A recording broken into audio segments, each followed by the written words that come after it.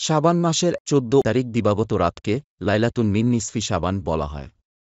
মুসলিম উম্মাহর কাছে এ রাত শবে বরাত বা লাইলাতুল বরাত হিসেবে পরিচিত। শবে বরাত কথাটি ফার্সি থেকে এসেছে।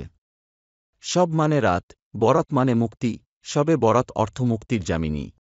শবে বরাতের আরবি হল লাইলাতুল বারকাত। হাদিস শরীফে যাকে নিসফ শাবান বা শাবান মাসের মধ্য দিবসের রজনী বলা হয়েছে। ভারতীয় উপমহাদেশ, পারস্যসহ পৃথিবীর অনেক দেশের ফার্সি, উর্দু, বাংলা, হিন্দিসহ নানান ভাষায় যা শবে বরাত নামেই অধিক পরিচিত।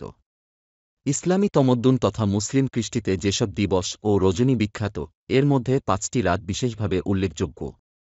এই বিশেষ ৫টি রাত হল: ২ ঈদের রাত্রিদ্বয়, শবে মেরাজ, শবে বরাত ও শবে কদর। যারা রাতের ইবাদতের গুরুত্ব অনুধাবন করেন তারা প্রতিটি রাতকে শবে বরাত বানিয়ে নেন। আল্লাহ তাআলা বলেন, হামিম। শপথ উজ্জ্বল কিতাবের, নিশ্চয় আমি তা নাজিল করেছি এক বরকতময় রাতে, নিশ্চয় আমি ছিলাম সতর্ককারী, যাতে সকল গুরুত্বপূর্ণ বিষয় নির্ধারিত হয়। এ নির্দেশ আমার তরফ থেকে, নিশ্চয় আমি দূত পাঠিয়ে থাকি।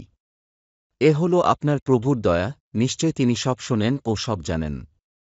তিনি নভমণ্ডল, ভূমণ্ডল ও এই উভয়ের মাঝে যা আছে সে সবের রব।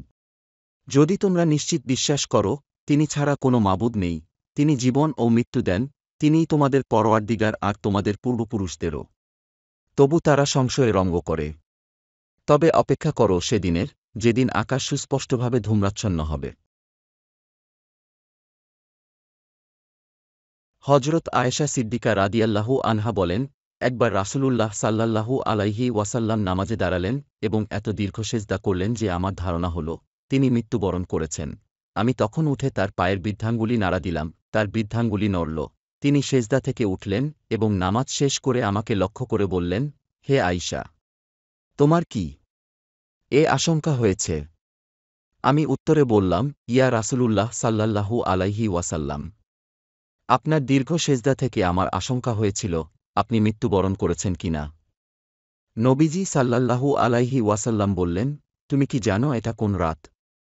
আমি বললাম, আল্লাহ ও আল্লাহর রাসূলই ভালো জানেন। তখন নবীজি সাল্লাল্লাহু আলাইহি ওয়াসাল্লাম বললেন, এটা হল অর্ধশাবানের রাত।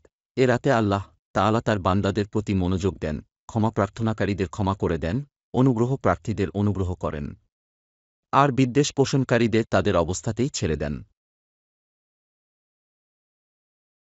হজরত আয়েশা রাদিয়াল্লাহু আনহা থেকে বর্ণিত হয়েছে, নবীজি সাল্লাল্লাহু আলাইহি ওয়াসাল্লাম এ রাতে মদিনার কবরস্থান জান্নাতুল বাকিতে এসে মৃতদের জন্য দোয়া ও ইস্তিগফার করতেন। তিনি আরও বলেন, নবীজি সাল্লাল্লাহু আলাইহি ওয়াসাল্লাম তাকে বলেছেন, এ রাতে বনি কালবের ভেড়া বকরির পশমের সংখ্যার পরিমাণের চেয়েও বেশি সংখ্যক গুনাহগারকে আল্লাহ ক্ষমা করে দেন। রাসূলুল্লাহ সাল্লাল্লাহু আলাইহি ওয়াসাল্লাম বলেন, যখন শাবানের মধ্য দিবস আসবে, তখন তোমরা রাতে নফল ইবাদত করবে ও দিনে রোজা পালন করবে। ইবাদতের মধ্যে শ্রেষ্ঠ হল নামাজ, সুতরাং নফল ইবাদতের মধ্যে শ্রেষ্ঠ হল নফল নামাজ। হজরত আলী রাদিয়াল্লাহু আনহু থেকে বর্ণিত, নবী করিম সাল্লাল্লাহু আলাইহি ওয়াসাল্লাম বলেছেন, ১৪ই শাবান দিবাগত রাত যখন আসে, তখন তোমরা এ রাতটি ইবাদত বন্দেগীতে কাটাও এবং দিনের বেলায় রোজা রাখো, কেননা এদিন সূর্যাস্তের পর আল্লাহ তাআলা দুনিয়ার আসমানে নেমে আসেন এবং আহ্বান করেন, কোনো ক্ষমাপ্রার্থী আছো কি? আমি ক্ষমা করব। কোনো রিজিক প্রার্থী আছো কি? আমি রিজিক দেব। আছো কি কোনো বিপদগ্রস্ত? আমি উদ্ধার করব। এভাবে ভোর পর্যন্ত আল্লাহ তাআলা মানুষের বিভিন্ন প্রয়োজনের কথা উল্লেখ করে আহ্বান করতে থাকেন। রাসূলুল্লাহ সাল্লাল্লাহু আলাইহি ওয়াসাল্লাম বলেন, যখন শাবানের মধ্য দিবস আসে, তখন তোমরা রাতে নফল ইবাদত করো ও দিনে রোজা পালন করো। এছাড়া প্রতি মাসের ১৩, ১৪ ও ১৫ তারিখ আইয়ামে বীজের নফল রোজা তো রয়েছেই, যা আদি পিতা হজরত আদম আলাইহিস সালাম পালন করেছিলেন এবং আমাদের প্রিয় নবী সাল্লাল্লাহু আলাইহি ওয়াসাল্লাম ও পালন করতেন, যা মূলত সুন্নত।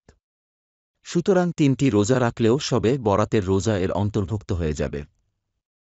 বিখ্যাত মুহাদ্দিস ফকিহ হাফিজ ইবনে রজব রাদিয়াল্লাহু আনহু বলেন, এদিনের রোজা আইয়ামে বীজ অর্থাৎ চন্দ্রমাসের ১৩, ১৪ ও ১৫ তারিখের রোজার অন্তর্ভুক্ত। এছাড়া মাসের প্রথম তারিখ, মধ্য তারিখ ও শেষ তারিখ নফল রোজা গুরুত্বপূর্ণ, শবে কদরের রোজা এর আওতায়ও পড়ে।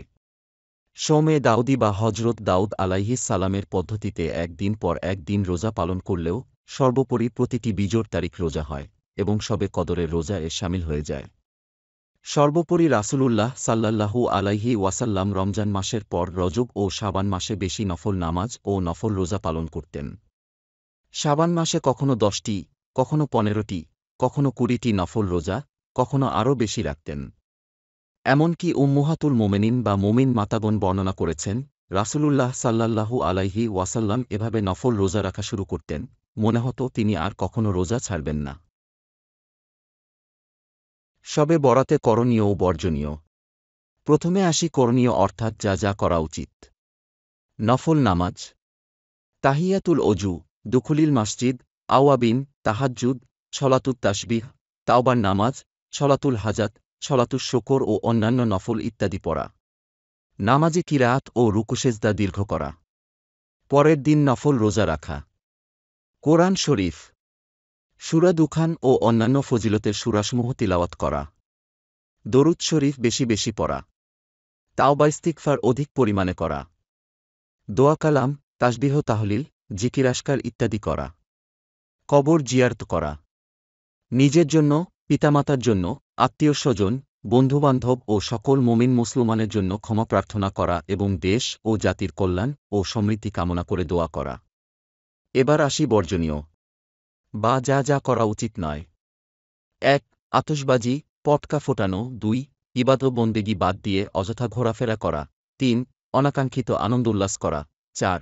অযথা কথাবার্তা ও বেপরোয়া আচরণ করা। ৫. অন্য কারও ইবাদতের বা ঘুমের বিঘ্ন ঘটানো। ৭. হালুয়া রুটি বা খাওয়া দাওয়ার পেছনে বেশি সময় নষ্ট করে ইবাদত থেকে গাফিল থাকা। আরও ইসলামিক ভিডিও দেখার জন্য চ্যানেলটি অবশ্যই সাবস্ক্রাইব করে রাখুন।